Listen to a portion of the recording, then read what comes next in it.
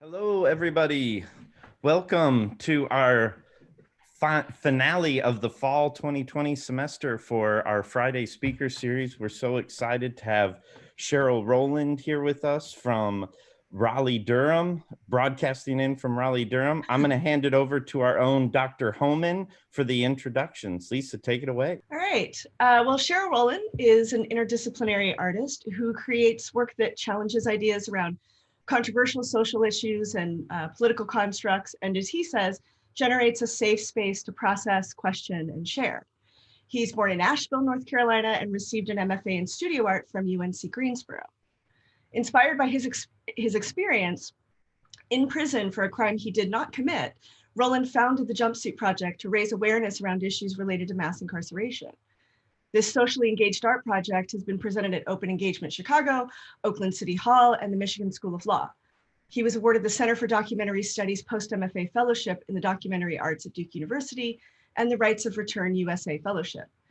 After completing the Fountainhead residency in Miami, Florida, he came back to North Carolina as an artist in residence at the McCall Center. And I'm also going to add that he was also the 2020 South Arts Southern Grand Prize winner, and he's not yet included this in his bio because it's so fresh, but he was also just announced as a recipient of the 2020 Creative Capital Awards. So congratulations and welcome. We're really excited to hear about your work. Thank you guys for having me. I'm going to start my little slideshow. So I'll start you guys from the beginning. Good morning to everyone that's out there. My journey, before this orange jumpsuit came into fruition, started back in 2012 when I first made the decision to pursue a master's, a graduate degree in art from the University of North Carolina in Greensboro. I had did a number of jobs since graduating undergraduate at the same university, moved around a good bit, got to travel around. And ultimately, when I returned home and kind of settled in Asheville, North Carolina, I was looking for, a community of artists. I wanted to get back out there. I had ideas from having, gained what I thought was some lived experience, post undergraduate degree. And so I applied, got accepted at UNCG, and I was anxious, like every student before the fall semester began. I was all packed, ready to go. The weekend before the very first day, I received a phone call from Washington, D.C., stating that I had a warrant out for my arrest. And at that moment, back in 2012, I hadn't been to D.C. years. So it had been a long time. I've never lived in Washington, D.C., but just visited. And so I was kind of confused. I asked for more specificity from the detective. He just said I had a warrant out for my arrest. He wouldn't disclose any charges or anything like that. And I responded in a way of saying that I believe the mistake was mostly on his side and not mine, because I knew I didn't do anything, and I didn't, was completely oblivious about where this stuff was coming from. I didn't know the severity of it all. And he informed me that while being in North Carolina, for any reason, if my license were ran, like if I was pulled over or my ID was checked, I would have been kind of taken and then transported to Washington, D.C. So kind of arrested and transported up. And so that sounded pretty serious to me. And so, I only had a few days to kind of make the decision.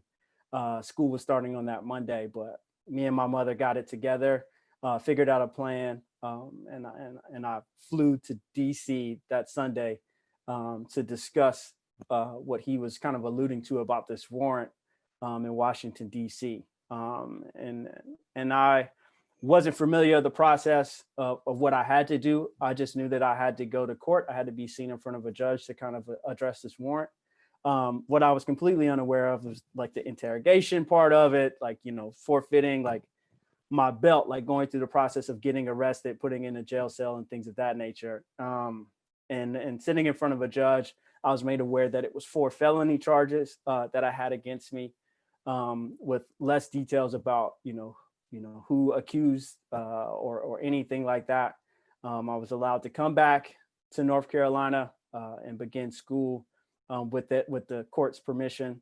And I had to check in every week. I had to let them know that my address hadn't changed and that I wasn't fleeing the situation. So as you can imagine, like it was a lot.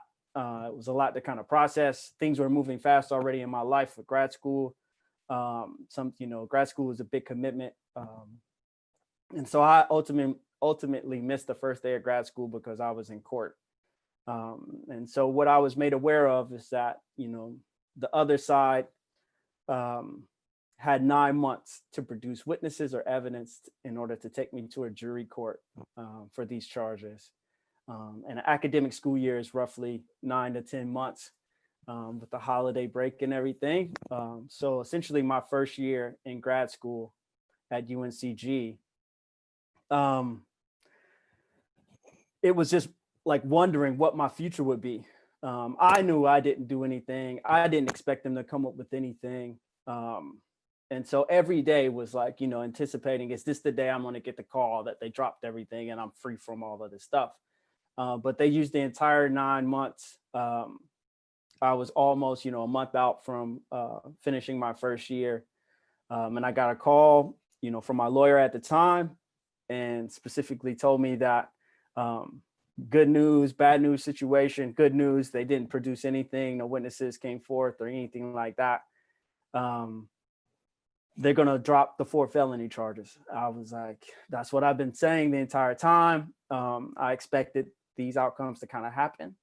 But he said they had another option, which was to lower the felony charges to misdemeanor charges. So I was still going to be charged with 4 misdemeanor charges. The process of going to court would be different. With the felonies, I would be seen in front of a jury. With the misdemeanors, there was no need for a jury. I would just have to be in front of a judge, and the judge would determine my fate. So it's kind of like bench court. I don't know if anybody out there viewing has ever got a citation or a traffic ticket or anything like that. Your name is on the docket of many other individuals and cases. And then the judge sees you either in alphabetical order or there are some trials that are left over from the day before or whatever. And so you'll just be in a queue. And essentially that's what my trial date was for me. So a date was set for my trial, entering into my second year in October 2013. I'm going to kind of speed you guys through these dates, so it's you don't have to necessarily remember them all. But yeah, I'm entering my second year grad school. I'm totally kind of excited, but completely scared about this new trial date because I'm waiting for it to be over anyways. So I'm waiting to just, if this needs to be done, let's get it done and let's get it over with. And so nobody, at least from my point of view and my side, my corner, expected the outcome, but ultimately I was found guilty and was sentenced to a year and 30 days. And because it was in Washington, D.C., any sentence that's a day over a year in length is considered a federal charge. So I was going to be sent to a federal prison. That's D.C. is the only district that kind of operates in that way. So I was supposed to be sent off to prison. I served my full sentence, and ultimately, because of the length of my sentence, they kept me in the city center jail because they don't have a state prison. And I wore an orange jumpsuit, which is like what you see in this image. But it is not that jumpsuit, just to be clear. And so after serving my full time, I had probation to do. They would not allow me to leave the city limits. I was still doing probation for these charges. And ultimately I got a retrial, was rewarded a retrial because I had new representation. And I won that. And then I had an exoneration trial and I won that. And exoneration is different. It's a legal term, is different from an expungement. Exoneration completely wipes it, these charges from my record and completely clears it. And so once I was rewarded that, by then it was already December 2015. So already we have kind of like, eclipsed close to three some odd years of kind of battling this situation. And then once it was all over in that way, and I could move through the world kind of without that burden of charges and things of that nature, I tried to get back out, try to get a job. I had new responsibilities. My daughter was born while I was incarcerated. So, I was looking at the world different for a number of different reasons. And I had yet to learn all the issues that I had accumulated, personal issues, emotional issues that I accumulated through this experience. And so I began to question every space that I entered once I got back into the world and been able to move freely. And that's kind of what happened when I explored jobs, when I was in job interviews and things of that nature, trying to explain myself, the history gap in my employment history or listing, why I didn't finish grad school, even if I elected to choose to write that I started grad school. Like, having to explain this became a very a difficult thing for me, because I didn't want to lie, but I had to lie because I didn't want to tell the truth. I didn't want them to neglect, or prohibit me from getting employment because of my history. And so I went back to grad school, or I was advised by my mom, suggested by my mom to return to grad school and try to figure it out if that could be something I still was interested in. And by then, art had completely changed in my mind. And so when I went back to school, the architecture inside the art building, all these things that I used to enjoy and like blank white walls in a studio space or something like that, kind of was encouraged to make something, to create. It's an empty canvas, waiting for an artist to kind of create.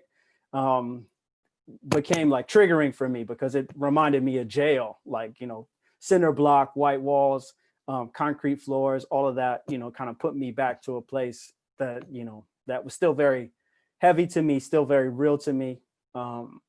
And so I was like, why, questioning the space as if I belong there, if I had access to that space, because the community of the campus was something that the views, the happiness that they had while being in that space was something that I didn't have anymore. I feared that space. It became, very rigid, very cold to me, not very freeing. And so that's what kind of initiated the spark of me overlaying that experience that I just had with this one, because that's exactly what I was seeing, kind of like that difference. And so I came up with the question of like, well, what purpose do I have being here? My history, my experience, does it belong here?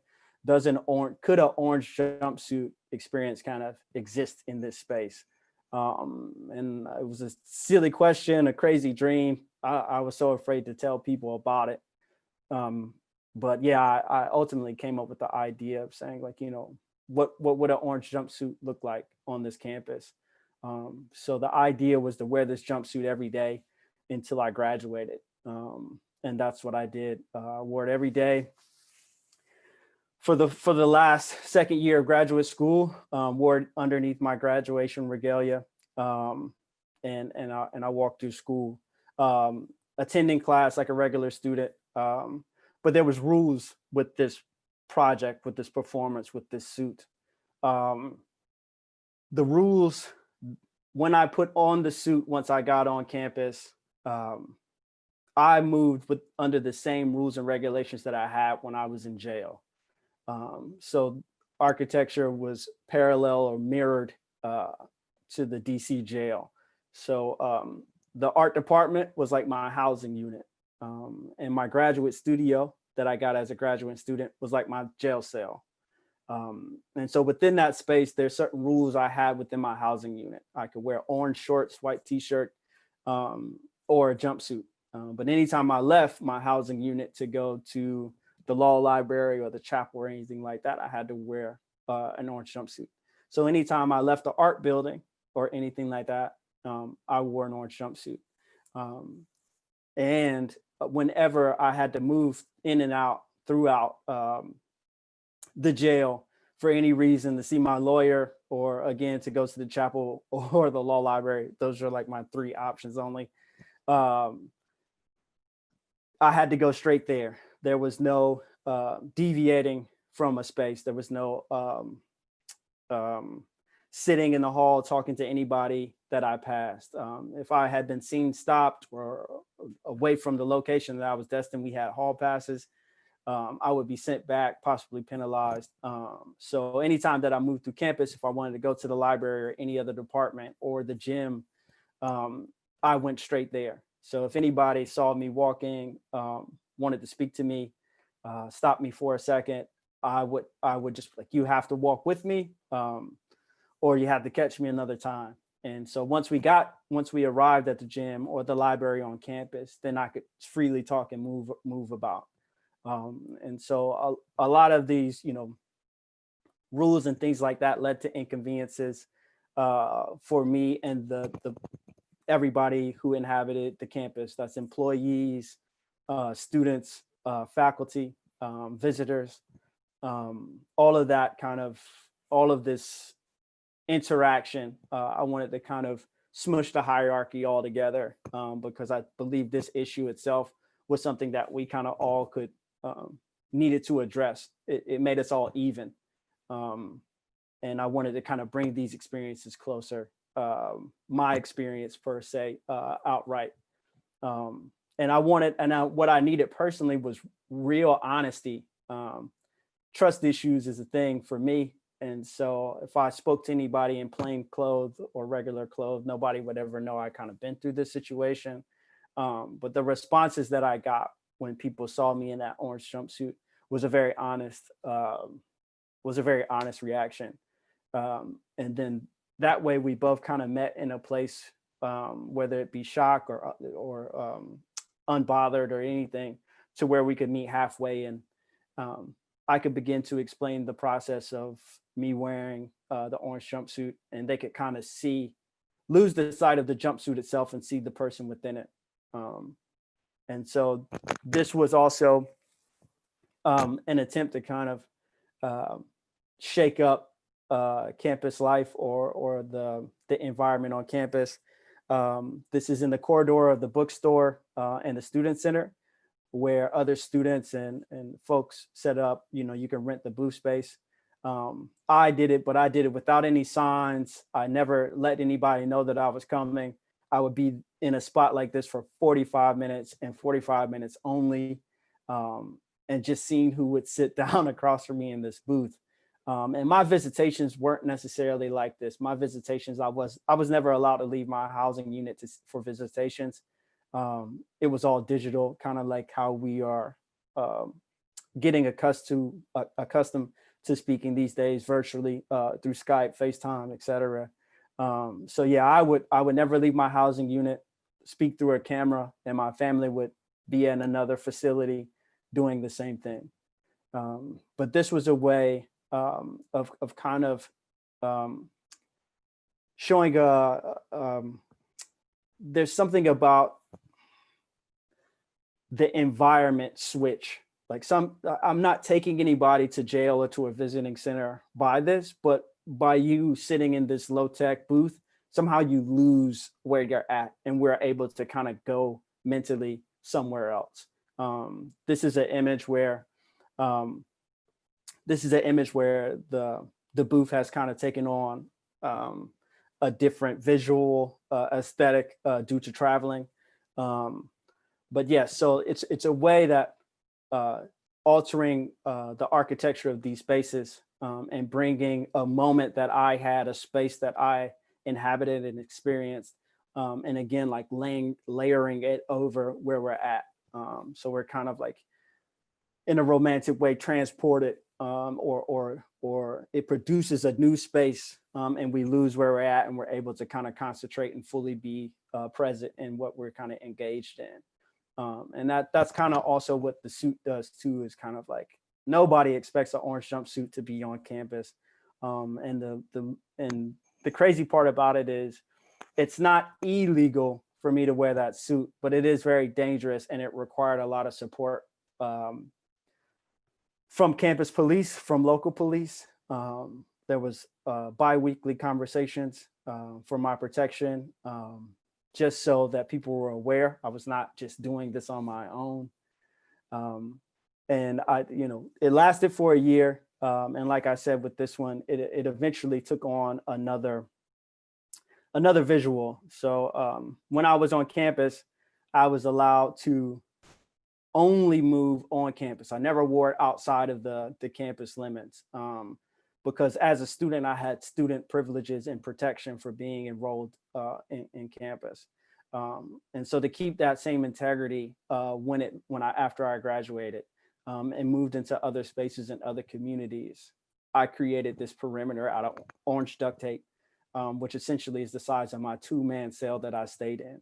And this is just kind of like a prep photo of me drinking water before I sit in that space. And so once I sit in that space, I'm not allowed to leave it. I suggest and ask people to step inside that space with me in order to have a conversation. And I do this for up to 6 to 8 hours, 3 hours, 1 hour, but mostly I just stay in there and invite folks to step inside that space with me. And that's where we talk. You can't talk to me unless you're inside the box with me. And I've had a number of different people kind of come and visit this space with me. I've done this project in many different spaces, outdoor, indoor, but anytime you see me outside, it's on a property that I'm protected by. This is at a Cleveland Public Library. And this is just an officer who was patrolling that came through and had some questions. This is at Studio Museum in Harlem. And the idea is just like as proximity of closeness, of how many, like once we start to fill up that space, how tight it can really get. And even though we're not standing in the cell, you become aware of the tightness that a bunk bed, a toilet sink, and a desk all existed in this space, and two bodies, 2 human beings lived in this space. And that's the idea, is to kind of also, again, like, merge spaces together with the very minimal aesthetics and very basic things that kind of bring a light. I don't ever want anybody to feel the kind of horror or like, all the bad stuff that I felt. I don't think it's not necessarily, I don't think it's necessary per se to have these kind of conversations and engagement. I do feel like the opportunities that we don't have is to go to these spaces, right? Like it's very hard to get in these spaces. It's very hard to get out of those spaces. Jail and incarcerate, or like detention centers and stuff like that.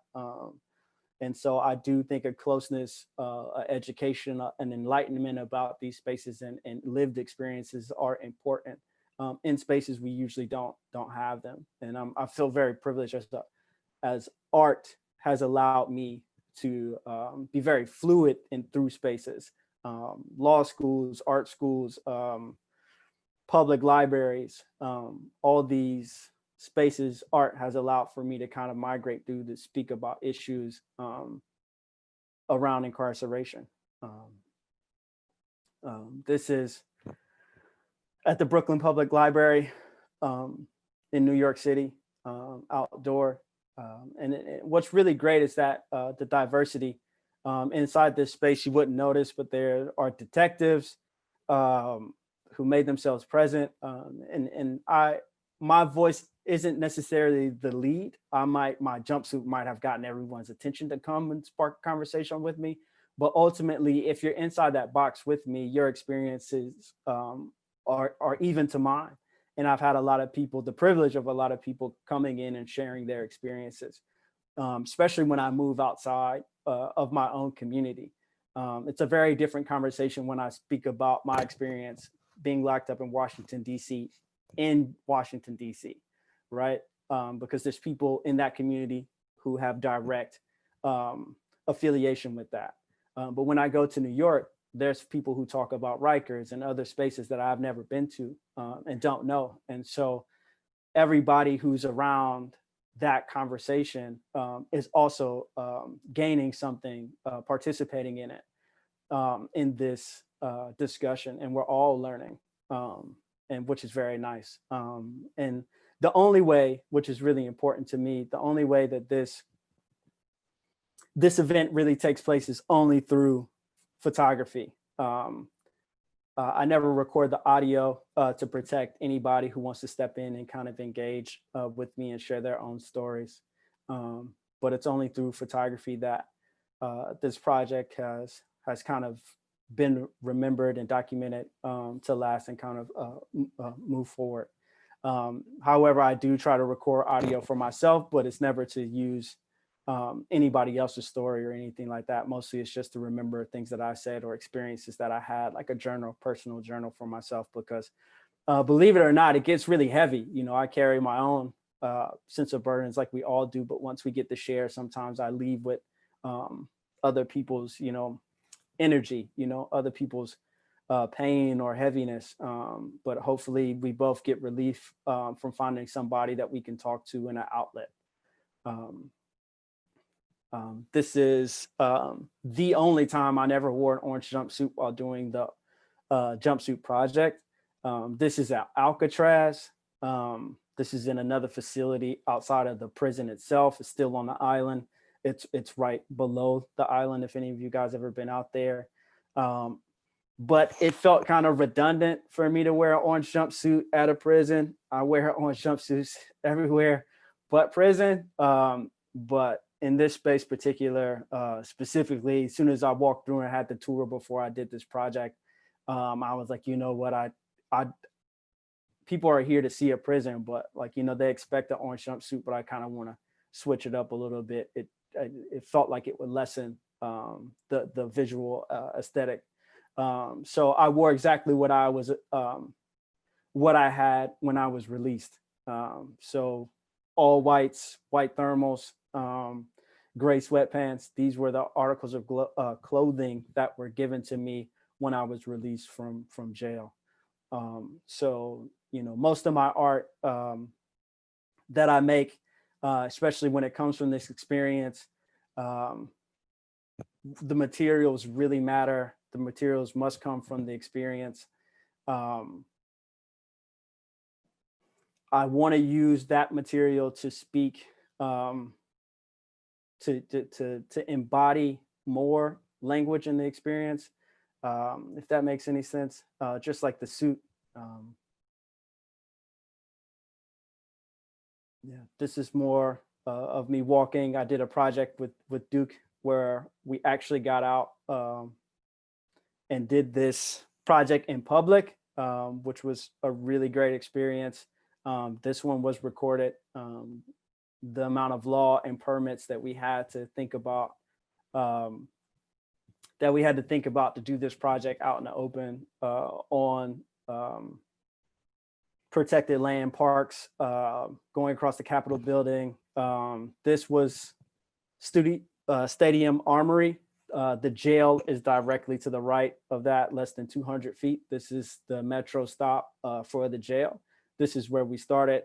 And we walked across DC, close to seven miles. I think it was like six miles to Georgetown University. So essentially, I got invited to do this project at Georgetown. It was the first time I got invited back to Washington, D.C. Since leaving D.C. On probation. So it was kind of a metaphor that I started in the jail wearing the orange jumpsuit, and I ended at that point in time in Washington, D.C. at Georgetown University being asked to wear the suit. And, you know, it was really nice to kind of put that out there and to revisit DC. This is some artwork. I'm just going to kind of flash through, and then I'll open it up for questions because I'm really excited about talking with you guys and doing less talking myself. But these are blended up paperworks that I made from paper that I came home with. This was my band that I had on my wrist when I was incarcerated. It looks kind of like a hospital band. And that was my mugshot. This is made out of ink pen, Kool-Aid. And that grate is a visual aesthetic that was like what our steps were made out of. incarcerated. Same with these information that I had that I came home with, greeting cards. I don't know if you guys are familiar with Art Forum magazines, but that was a way of me being connected to the art world. So each one of these is made out of its own issue of Art Forum. And anything that's written on it is pertained to the month specifically of when I got either Bible verses from the chapel or greeting cards. So everything, it's like an archive of the month with the month of the Art Forum.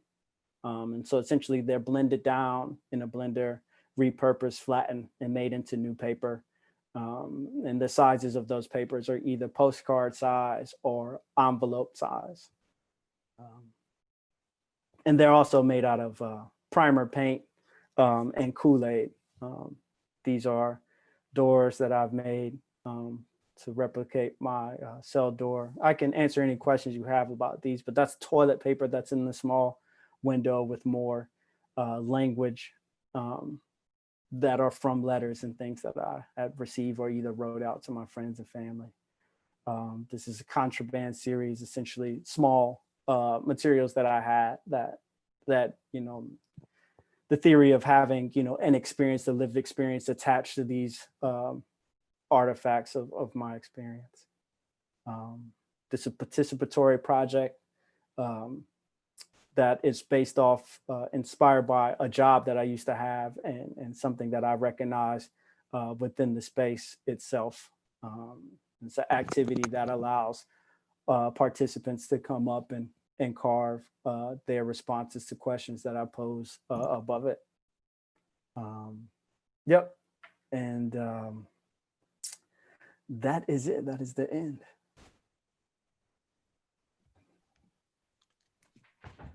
Thank you, Sherill. That was really illuminating, and I'm moved by the vulnerability of everything that you shared. There are lots of questions. There's already one in the chat. I guess in terms of the jumpsuit project, where you were in the square, what was your favorite story, or what maybe was the most meaningful story that was told to you, or the most meaningful conversation that you had? Oh, wow. I don't know. I don't know who takes the cake. I know that there was a lot of there's stories that, allow for me to cry, right? I think the most memorable ones are the ones where why people don't get into space with me.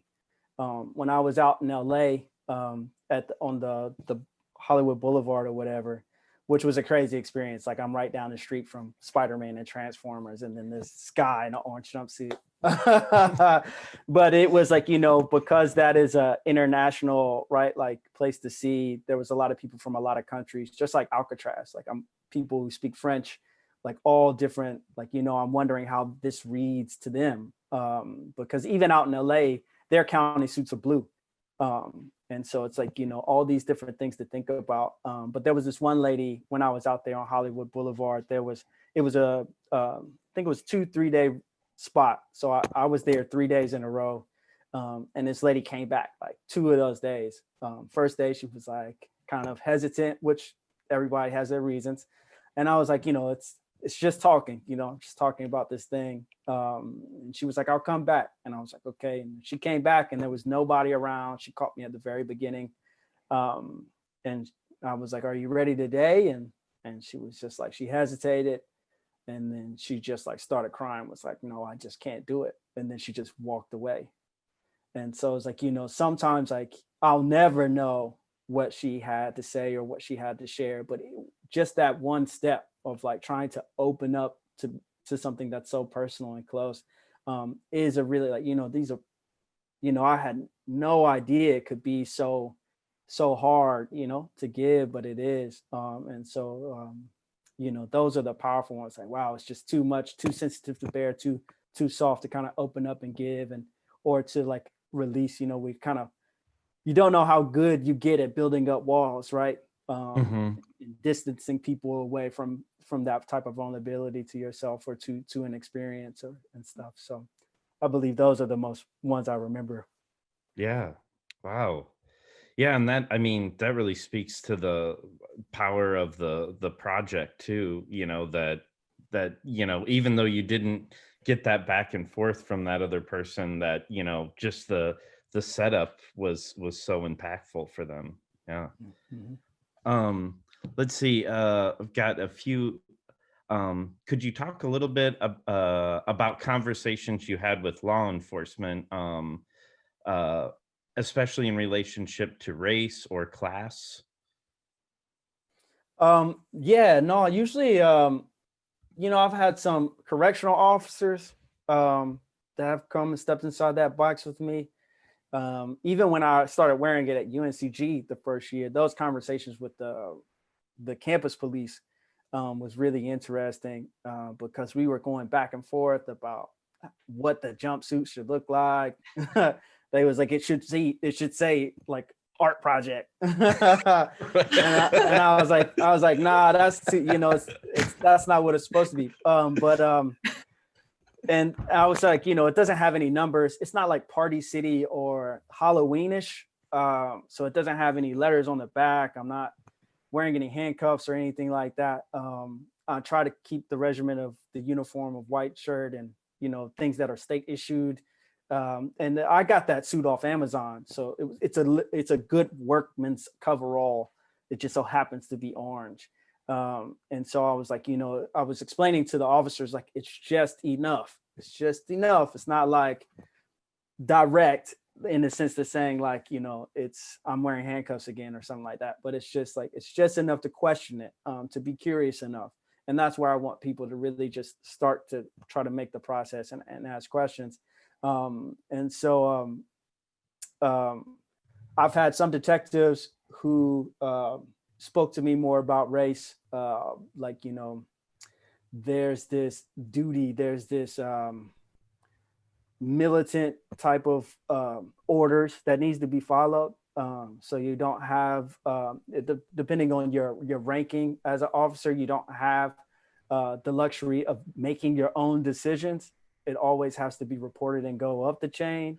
So if you get, even if people you got or arrested or apprehended aren't the guys you're supposed to be looking for, it's not your decision. Like I've had them Wow. say that to me, like some Yeah. detectives, like we just knew it wasn't. But there was like, it's not your, it's their superiors were like, it's not for you to decide that. And so like sometimes like, for them just explaining that to me, it's just kind of wild of like, them confessing like, there's times in their job that they know, like they know, and it's not that. One interesting thing is just the parallel of the wearing blue. So like I would tell them like, even though I'm not wearing orange, doesn't mean that I'm like still not operating or moving through the world with that on me. Like every space that I go into, I'm thinking about, should I tell people about this experience? I mean, everywhere I go now, people are like, are you an artist? What kind of art do you do? And I'm like, like, I don't know if you want to hear this over breakfast right now. Like, it's kind of heavy stuff. And so I do believe people who wear blue are kind of the same way. They were trying to express interest. Campus police at UNCG were expressing interest in having like cookouts and things for students, but students don't really come. And I was like, well, no matter if you're regular dress, you're still, you're still kind of an officer. and so you still have like these things that come with you, whether you're in it or not, and you never can let your guard down. So like in ways that was an entry point for both of us to kind of like, that's exactly how it is with me and thinking about like once upon a time having the record of this experience is that, in any situation, I'm still haunted by this thing that's with me. So like, I can never let my guard down or anything like that. So it was nice to kind of, to see parallel, because a lot of times it seems like we don't see the human behind the blue, right? Like you don't get the individual. And in the same way, that's in return what I hope that they got to see with me is that like, sometimes they don't get to see the person behind the charges or the black, the paperwork. Right. And so even when I moved through campus, I made it a point to like wave. Like, you know, I never wanted to be in a situation where they just knew me as the orange guy, like the guy who wears the orange jumpsuit. Like, I actually wanted them to have familiarity with me, like, you know me, right? Like, and not be kind of second guessy or iffy, like, nah, I see him around, but I don't really know him, you know? And so engagement was important. And I learned that engagement is important. You know what I'm saying? If I got to see you come around here, and if I got to earn some trust that it's not just a job you have to do. Like, even within that job, I do want to know you, and I can trust you with the safety of me going to school and all this stuff too. Well, and I mean, I think that's incredibly like graceful in terms of creating this project and then making sure that it's not just a form of, you know, protest or commentary, that you're really actively aware of how those levels of communication are happening between you and the audience on a variety of different levels, you know. That's awesome. One of the things that I've got a bunch of questions that the students submitted from senior thesis as well, and one of the things that came up a lot is the, you know, the overlap of this experience with grad school, which, I mean, I can't imagine how you know, manage both, but there were a lot of questions about, you know, how, you know, how, if you could articulate the challenge or difficulty of translating those experiences into your art, you know, and engaging with it, you know, so directly. Could you speak a little bit about that? Yeah, the first year when I was like waiting for trial and stuff, I suffered. It wasn't perfect, but to say the least, I suffered. There was a lot of, I wasn't putting myself in the work, and my you know, advisors was like, you know, where are you in this? Like, you know, I wasn't showing too much of me, but at the time I was very guarded. Like, if I felt like if I peeled one layer back and try to express something through art, that all of it would just like come out. I'll probably start like crying or something in a crit or something. And so like the first year was very like tough. It was very closed off. The work was very distant from me personally. And surprisingly, the second time around, it was very direct. It had everything to do with me. And it wasn't like all this stuff really necessarily in the beginning wasn't like all thought out, you know. Like, the main thing for me was just the work was me. And it's a weird way to say it. Like, it wasn't so much about the project or the art, but I needed to be worked on. Like, coming back home and like being in the house with my daughter and stuff like that, like, she was a mirror to me about like the hardness or the incapability of me opening up emotionally. And for me to be out in the world, like talking to people, like going through the regimen of like having people look at me as an object, and like that type of work, like really battling how I saw myself, and grappling with how people see me and see this experience every day. That was work every day wearing that suit. And it was constant, you know, And the work was me, you know, like I needed that work personally because the government didn't give me anything. They didn't give me any tools, didn't give me any type of like therapy, counseling, monetary support or anything like that when I came home. So it was like I was needing it. I was like, I'm struggling in the job market. Like, you know, I'm just not having it. You know, I'm having issues with people in grocery lines. Like, I have so many things that are ticking on me that are like, I just got to figure something out. And I'm happy that I had art in a way to kind of like, I've never done any performance stuff before this, and I doubt that I'll do anything after, but it was like I needed to be present, so present that it was so heavy on me that like it made me bold enough to do it. Like, you know, I was like stepping out there, getting over my fears and stuff like that could not come close with the experience of fear that I had going through this situation. So it just made me brave in a way that I had never been before. Like, there's no way wearing an orange jumpsuit on campus could come close to like the fear and the stuff that happened, you know, stuff like that. So yeah. Yeah. Would you still characterize the jumpsuit project as a work about you? Yeah, like even when there's like spaces between performances or engagements or anything like that, like I'll go back and I'll open up and put myself out there. Like the whole, like, I pray, I meditate before I actually put the suit on, and then I need a time to decompress after I take it off.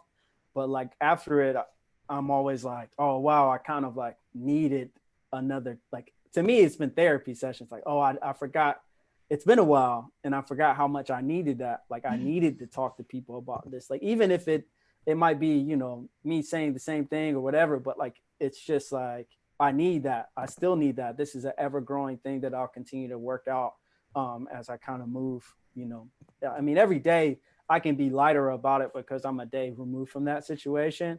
But at the same time, it's good continued practice for me personally to like have engagement with that experience, talk about it. But then more importantly, like connect with people who have the same thing. It makes me feel like I'm less alone out in the world or with this experience.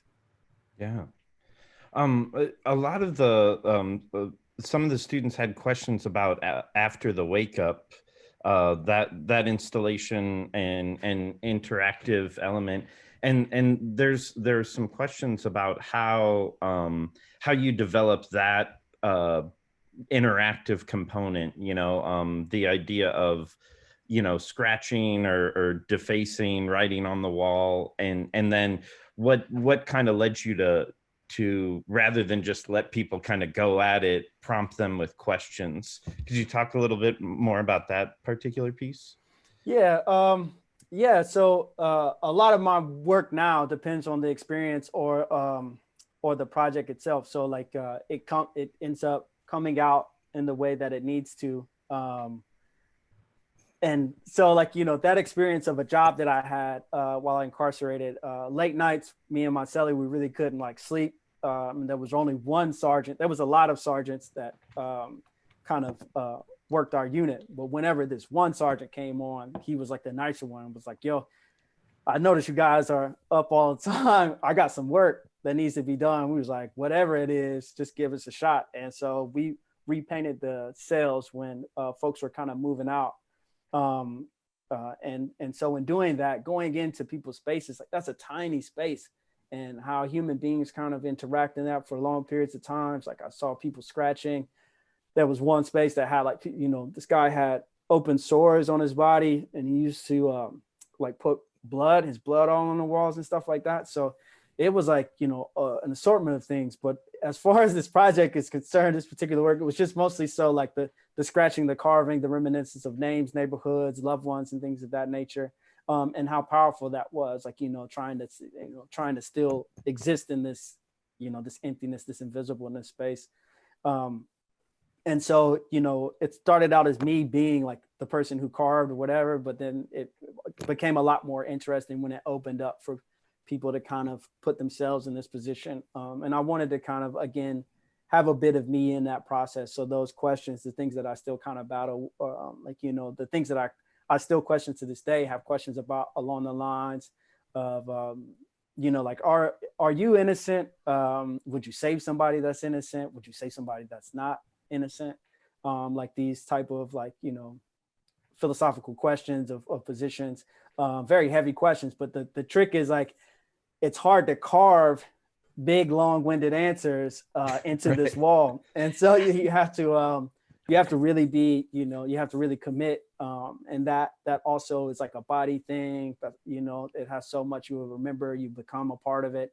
And that ownership that we all kind of own a bit of the work is something that I think the jumpsuit does as well. Like, the suits, when I'm in the suit, it has its own experience of place that it's been, but it doesn't exist if nobody has a conversation with me, and then we all walk away with a piece of that moment. So that was really important to me. But yeah, that participatory was very interesting about the engagement of others producing the work. But yeah, even though the questions are up there, people still, don't answer them. But that's also something that I learned along the way. I didn't anticipate that. But sometimes that's just, again, that's how they may be too heavy, or, that's another reaction. So some people would just like draw. I've seen some people just draw butterflies or like engage in a way that they have the capacity to. And I'm not opposed to any of that. I think that's very important, of like learning who we are, learning ourselves as well when you come to this work and stuff like that too. It's funny. I think that's really interesting. The challenge of like physically having to carve your answer into these loaded questions, and then thinking about the image and this giant, text across the bottom that says "especially kids," on the piece is really, someone's invested in that for sure. That's awesome. Yeah, and when do you get to actually like destroy something in Right. an art gallery or art space, which is really nice. Like, and what I also learned was that, like, depending on the space and how many people come, like there isn't like I don't really have expectations. Like sometimes it's very light, but that one particular space in Houston, like they had a lot of people participate, and what eventually started happening is like start weakening the wall. So like as people started to engage more, put more of them in it, like it started to break apart and just decompose, and which was also beautiful. It was like, wow, like the effort, the energy that people are giving is really like just taking it away, which was really nice. Wow. Yeah. Some of the students were asking too about like for advice about how related to your experience of choosing grad school, and then choosing grad school again despite everything.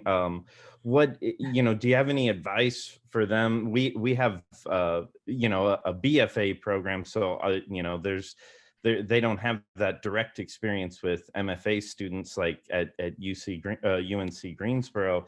But yeah, what kind of advice could you offer these students as they're graduating and pursuing their own art? I went around grad schools twice, not just in particular at UNCG, but I didn't want to be this type of artist in the beginning. I actually went through a whole spell of like becoming an animator.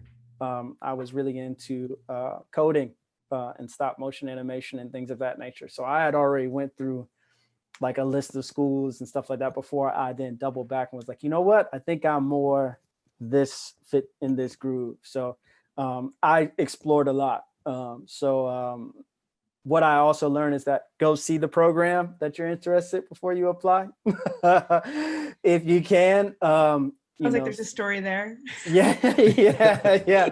Because there's an allure of some spaces that for me personally that I had, right? I was like, oh, and then Right. like I get out there and it's like totally different.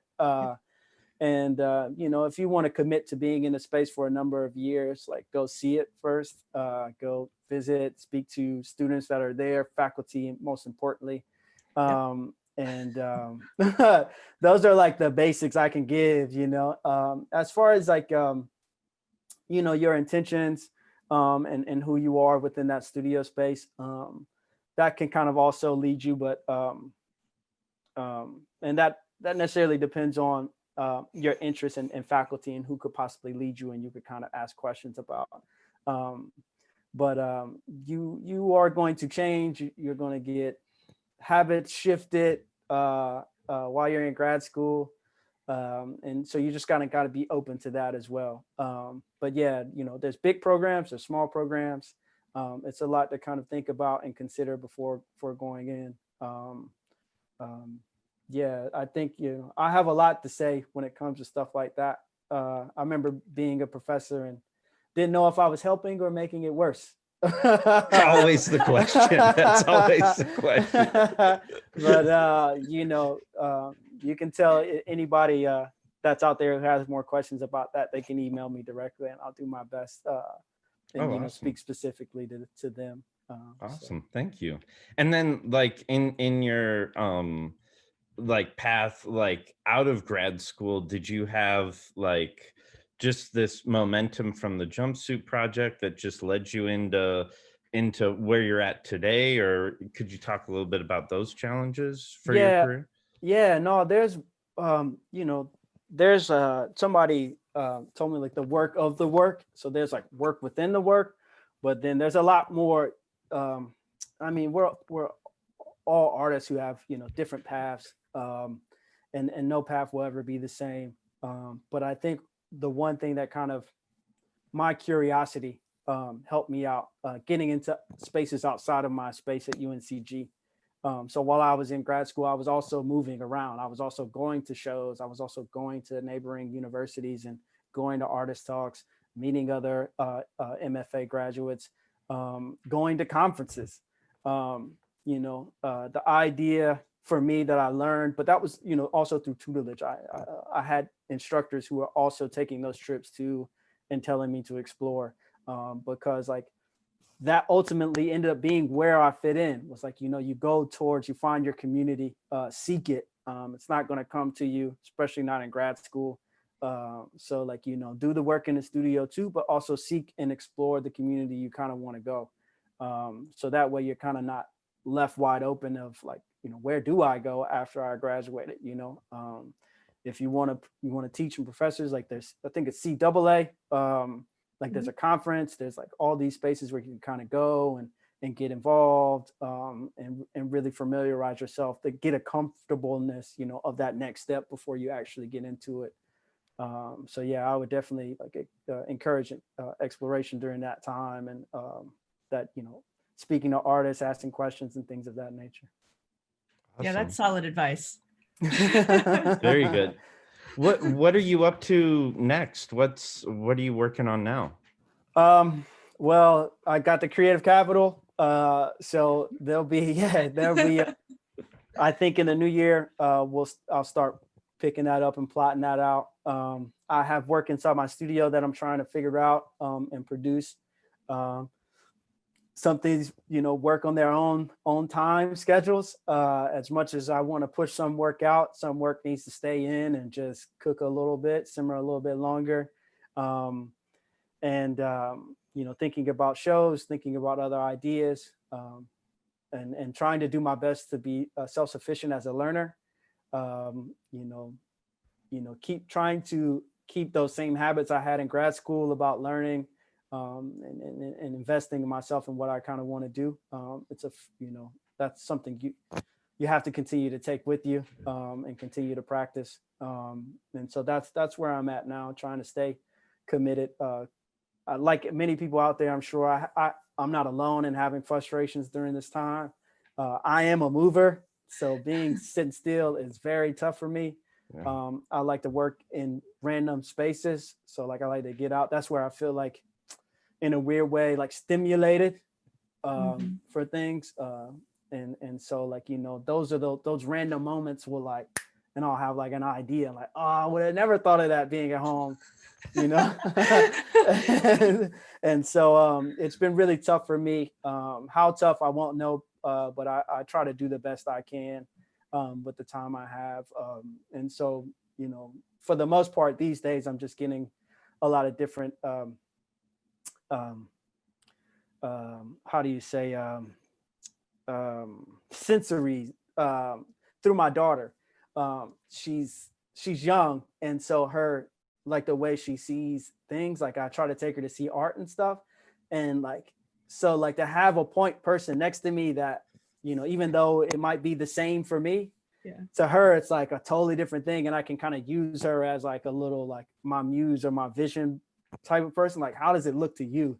And she's kind of giving me these fresh like points of view, like, you know, that I can't see anymore. And so I'm trying to like, she's my like beautiful resource that I have next to me that is able to kind of like shift my point of view, even though I'm not going nowhere. Mm-hmm. You know, the little things in life, the little sensories that I'm you know, have kind of become desensitized to and don't notice. She's just kind of like there, and it's kind of pointing me in directions like, oh, okay, I never considered that. Like, you know, and I'm trying to use her in those ways. That's awesome. As she inspires me. You know? Yeah, for sure. Yeah. Well, thank you so much. And I don't, can you see the chat as well? there's a lot of appreciation for your talk and for sharing and Yeah, multiple snaps for the yeah. creative capital. Yeah. Cool. Yeah. Awesome. But thank you so much, Sherill. Lisa, you have anything you want to add? Or I mean, the students actually had some other really great questions, but we'll send them to you just so you can see them like we talked about. So Okay. yeah, so but no, I don't have anything to add. I think that was really helpful. And thank you for the great advice for our students, because you're just saying all the things that we say, but when it comes from you, it's totally different. Cool. Yeah, thank you for coming. And thanks to everybody for attending. Yeah. yeah, thank guys. you all. Thank you, Sherill, so much.